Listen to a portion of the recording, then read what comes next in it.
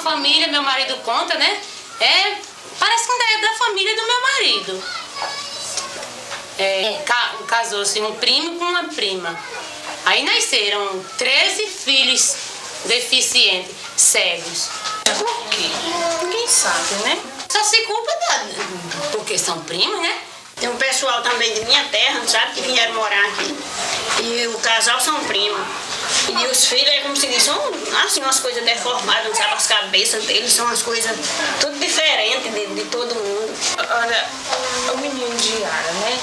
Assim, ele tem quantos meses ele? Ele já tem um ano. Fez um ano. Segunda-feira. Graças a melhor. Quer dizer que ele não se senta e se não houver, como se diz, no meio dele, da mãe dele desenvolver, né? Quer dizer que ele vai ficar. Simples exercício que ela pode fazer em casa para estimular. Mas acontece que só aconteceu isso com esse porque aconteceu do que aconteceu com ela no parto, né? Que ela era uma mãe antes.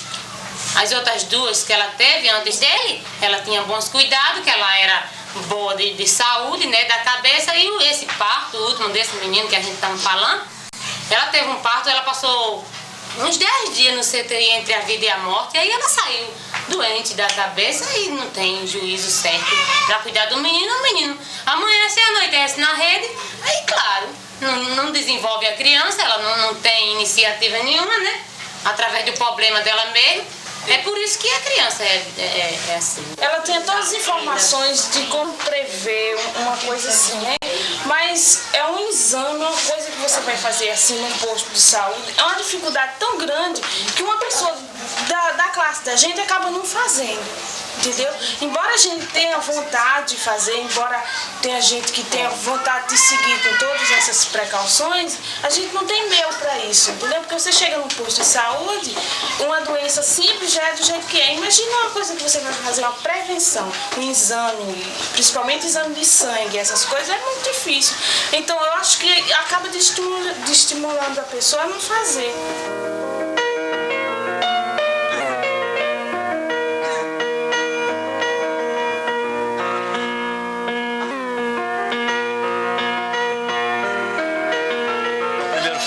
Na sua primeira gravidez e agora, você tem assim alguma informação sobre as causas da deficiência, das diversas deficiências? Eu acho que não sei nem falar sobre isso, porque graças a Deus meus pais são todos saudáveis, né? Minha primeira menina é saudável aí tudo. Aí eu não posso nem falar, acho que para falar mais sobre isso é que tem um problema, né? Na primeira gravidez você fez o pré-natal? Fiz. E agora está fazendo também? Novamente. E durante o pré-natal você não recebeu nenhuma orientação específica? Não, sobre esse assunto não. Teve. O que você sabe assim das causas que podem provocar, por exemplo, a cegueira ou a surdez? Sobre isso aí não me explicaram não. Você sabia que, por exemplo, a varíola durante a gravidez pode dar problema na criança? Isso eu sei. Sabia. Mas você aprendeu na vida? É na vida, né? Porque o médico, sobre essa informação, ele não dá nada não. O seu parto foi normal? Normal. O seu também? Não, meu foi cesárea. Você teve algum problema de infecção? Tive, durante a gravidez. Durante a gravidez? Foi o primeiro mês de gravidez. E você tomou antibiótico? Tomei. Você sabe que tem alguns casos, alguns tipos de antibióticos que podem provocar surdez, por exemplo? Não, não sabia. Não sabia. Não. O médico também não te disse? Também não me disse. Conceição. Agora falar o seu nome, o seu. O nome seu. Renaldo. Sandra. O seu. O seu não, o seu. O seu. Edna. O seu. A deficiência incomoda. Se eu falar para você que não incomoda, incomoda sim. A própria família também ela dificulta. Há mães que ficam com vergonha de ver o filho com a prótese. Quer dizer, isso mostra que vem uma rejeição familiar.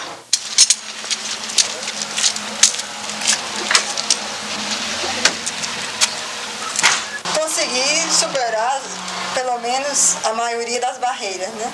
A gente, no meu caso, que como é congênito, então a gente é mais fácil do que quem adquire a deficiência depois de adolescente ou de adulto. Porque a gente aprende a conviver com a deficiência, né? Isso faz essa minha deficiência, para mim, só me lembro dela quando eu estou falando sim com alguém, porque é uma coisa que vem comigo desde pequena, né? Então, é uma coisa que já não é problema para mim.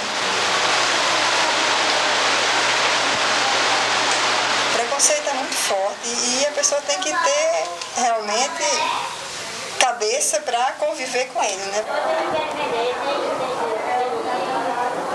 Ele veio deixar de andar mesmo no dia 22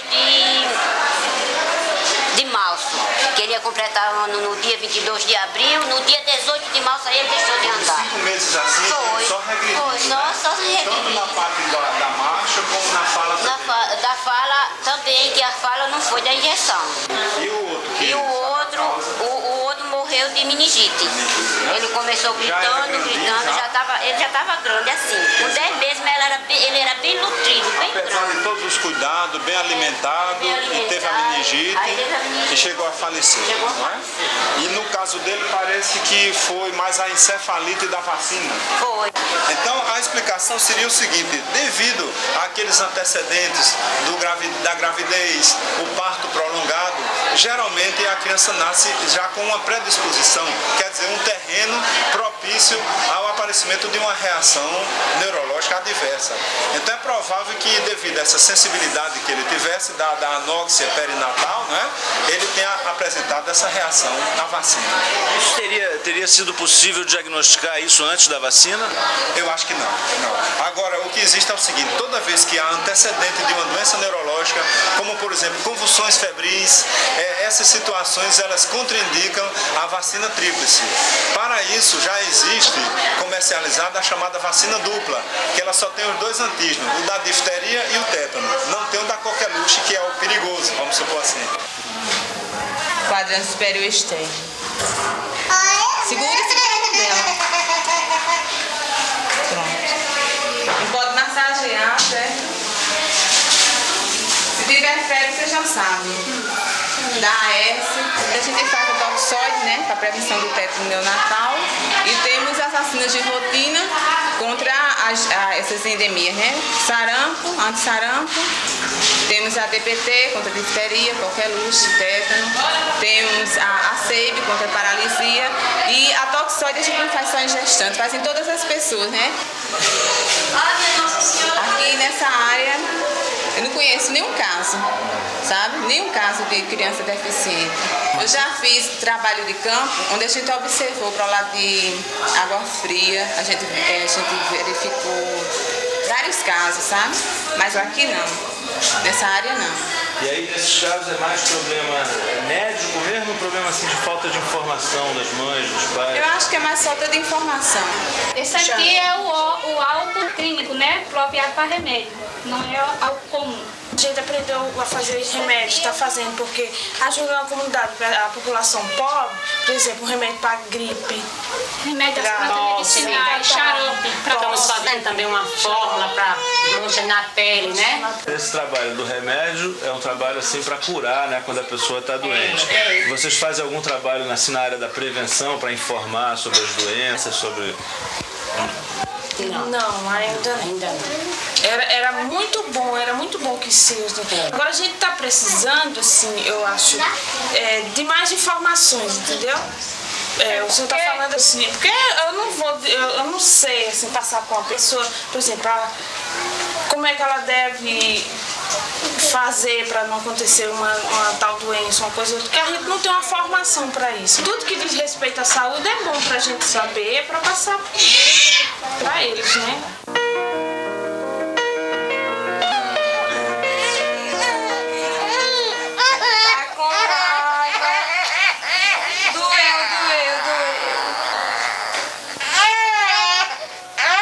Quando existe um caso na família, a criança tem mais probabilidade de vir a ter alguma alteração, né?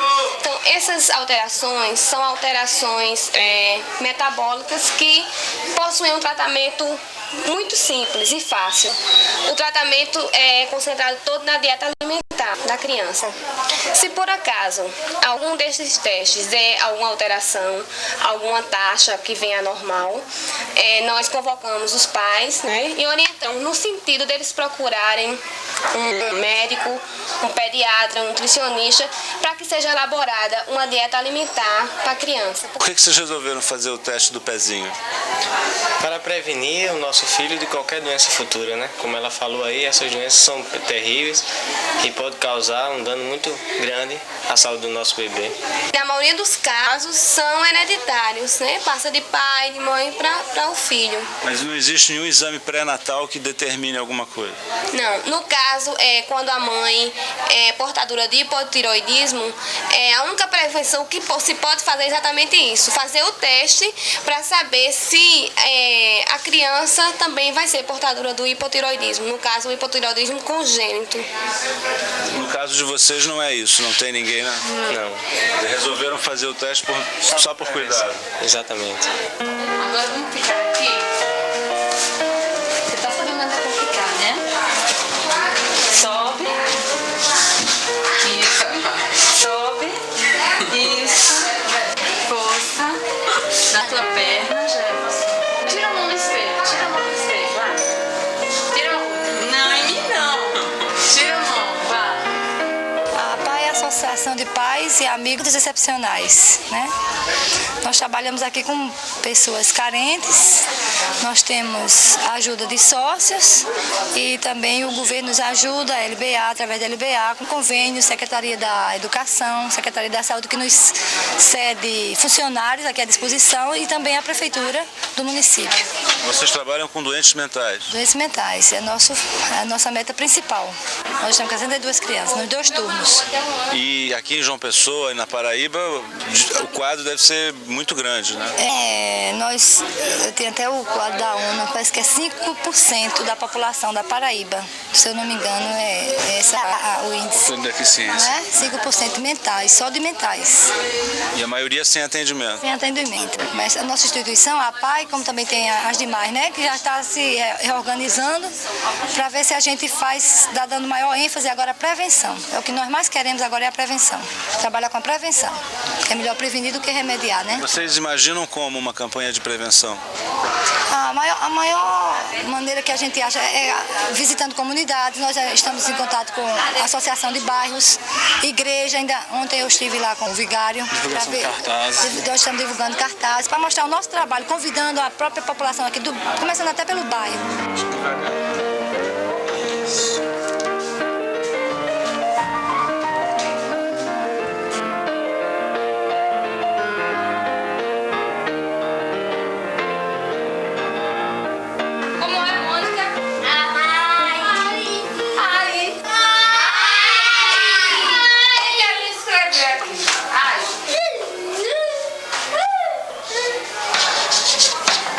Muito bem.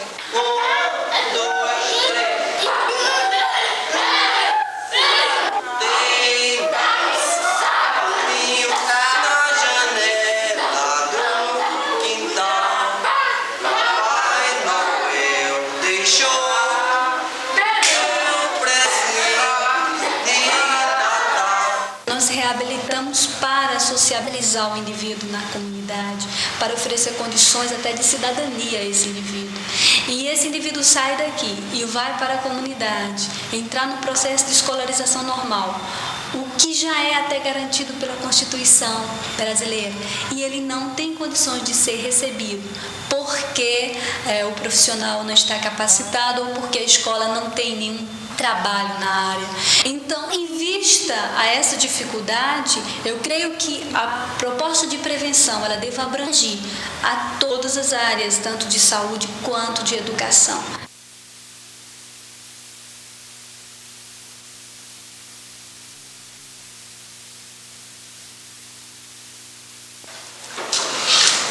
Falando que aqui sempre se reúne nas quartas-feiras para que os surdos possam vir na reunião, para que todos os surdos possam crescer, conhecer novas pessoas, falando que é muito bom, cada um dá novas ideias e o trabalho tem crescido. Muitas pessoas pensam, tem discriminação com os surdos, pensam que eles só falam besteiras, não sabem das coisas, são desinformados, porque não tem uma linguagem definida. As pessoas aqui discriminam muito e cada vez mais eles vão assim, não aprendendo coisas de informações, né? Porque não tem nenhuma comunicação. As famílias têm discriminação, né? Aos surdos, concernente a casamento. Ela falou que quando o surdo vai casar com outro deficiente, muitas famílias querem evitar, tentar acabar até o casamento por causa disso. Eu sou casada com Milton, somos primos legítimos, meu pai é irmão do pai dele. Aí tive Alexandre, 1 ano e 3 meses eu descobri que ele não escutava, ele era surdo. E no momento a gente está procurando saber se o caso é por conta de eu ser prima dele ou porque na família da mãe dele já vem casando muito, primo com primos. Os avós dele são primos, legítimos. Aí a mãe dele já veio surda de um ouvido. E eu casei com ele, ele é surdo e eu casei com ele. Talvez seja isso o problema do menino. Falando que a família do pai, da mãe, dos surdos precisam anunciar, assim, tentar aconselhar para que eles tivessem conhecimento sobre isso.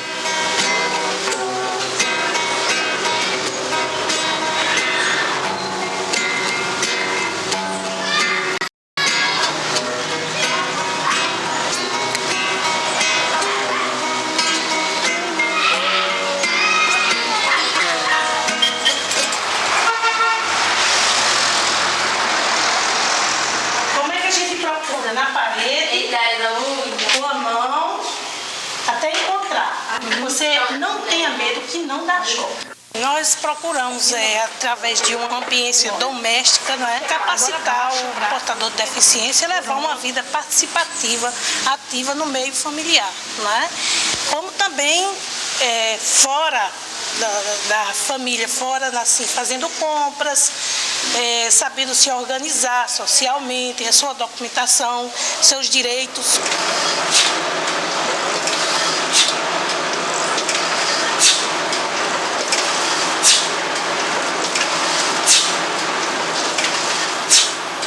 Geralmente nos encontros que a gente sempre bate nisso. Até hoje a gente não sabe, não pode fazer uma estimativa da quantidade de cegos do país e nem da qualidade de instrução que eles têm. O governo nunca se interessou em fazer uma pesquisa nesse sentido, sabe? Mas eu acho que os analfabetos são muitos. A Constituição garante que o deficiente deve ser inserido na escolarização normal. As escolas da rede pública e privada se consideram incapazes por não disporem de profissionais preparados nas áreas de deficiência, de atender uma criança portadora de deficiência. Esse é o quadro, e aqui são quadros. Quando eles vão para o colégio, as professoras já recebem uma preparação, que vai ter um deficiente na sala, quer dizer, ela já passa para os alunos da turma. Então, se essas pessoas já estão informadas, ainda acontece isso, imagine quando eles saírem para fora.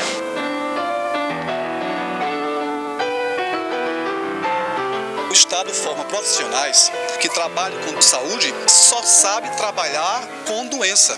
Você não sabe fazer a prevenção da saúde.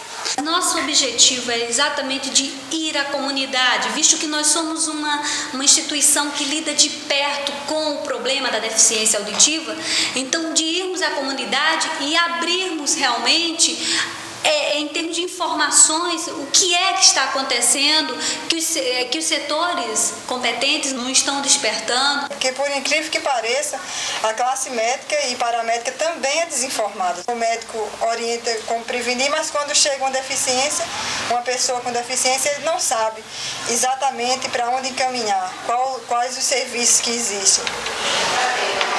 Tudo bem com ela? Tudo bem. Ela veio para fazer acompanhamento normal. Vocês acompanham as crianças desde que nascem? Desde que nascem até 4 anos de idade. É a parte da pediatria que trata da prevenção de doenças infecciosas. Principalmente, O serviço é gratuito? O serviço é gratuito. Vocês têm crescido o número de clientes de vocês? Sim, porque o trabalho de prevenção é um trabalho assim, muito difícil, de se instalar. Nós já estamos com esse trabalho há cerca de 10 anos. No começo, a nossa clientela era cerca de 5 a 10 crianças por dia. Atualmente, nós já temos 60. Porque é difícil, o pessoal não está ainda pensando nessa questão, em prevenir, que é muito mais importante do que curar. Ela foi prematura. Me informaram aqui, disseram que aqui era muito bom, que eu trouxesse a menina aqui, porque aqui tinha vários médicos especialistas desses problemas, e eu trouxe ela para... Agora eu gostei e todo mês eu vou ficar vindo. A gente iniciando aqui com eles, os pais, eles mesmos serão veículos para a comunidade.